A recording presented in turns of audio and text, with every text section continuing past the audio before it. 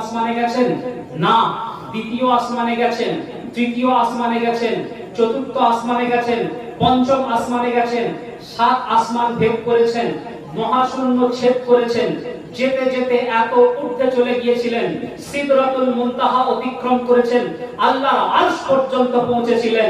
ফাকানা কাবা কাউসাইনি আও আদনা, যে আমার আল্লাহ এবং আমার রাসূলের মধ্যে এত ঘনিষ্ঠতা সাধন হয়েছিল, এমন একতা সাধন হয়েছিল যে তারা একান্তে কথা বললেন।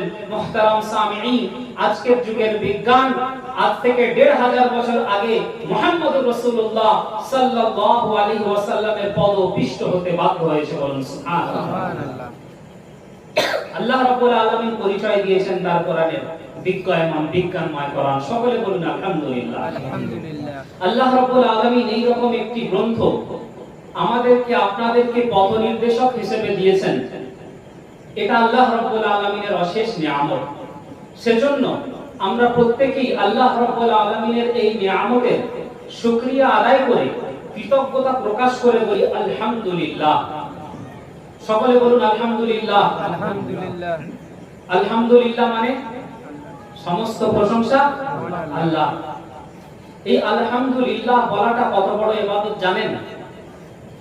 উলামায়ে কেরাম তাফসীরের কিতাবে লেখেন, মনোযোগ দেবেন, আল্লাহর শুকরিয়া আদায় করা, আল্লাহ তাআলার কৃতজ্ঞতা প্রকাশ করা, কালিমাতুশ শুকর অর্থাৎ আলহামদুলিল্লাহ বলা, এটা যে আল্লাহ রাব্বুল আলামিনের কাছে কতটা মকবুল এবং কতটি বড় ইবাদত, মনোযোগ দেবেন মুহতারাম হাজিরিন।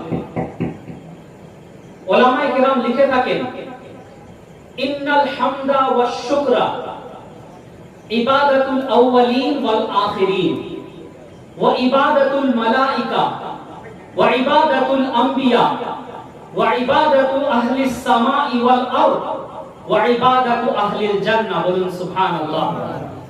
এই যে হামদ, আল্লাহ রাব্বুল আলামিনের প্রশংসা করা, আলহামদুলিল্লাহ বলা, এটা এমন একটি ইবাদত যে ইবাদত ফেরেশতারা করেছেন, যে ইবাদত সমস্ত নবীরা করেছেন, যে ইবাদত সমস্ত আকাশবাসীরা করে থাকে, যে ইবাদত সমস্ত জগৎবাসীরা করে থাকে, ওয়া ইবাদাতু আহলিল জান্নাহ, এমন কি এটা একমাত্র এমন একটি ইবাদত জান্নাতীরা জান্নাতে যাওয়ার সময় এই ইবাদত করে অর্থাৎ আলহামদুলিল্লাহ বলে যাবে। বলুন সুবহানাল্লাহ।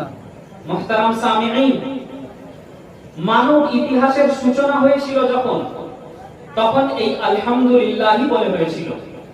স্মরণ করবেন, হযরত আদম আলাইহিস সালামকে আল্লাহ রাব্বুল আলামিন যখন সৃষ্টি করলেন,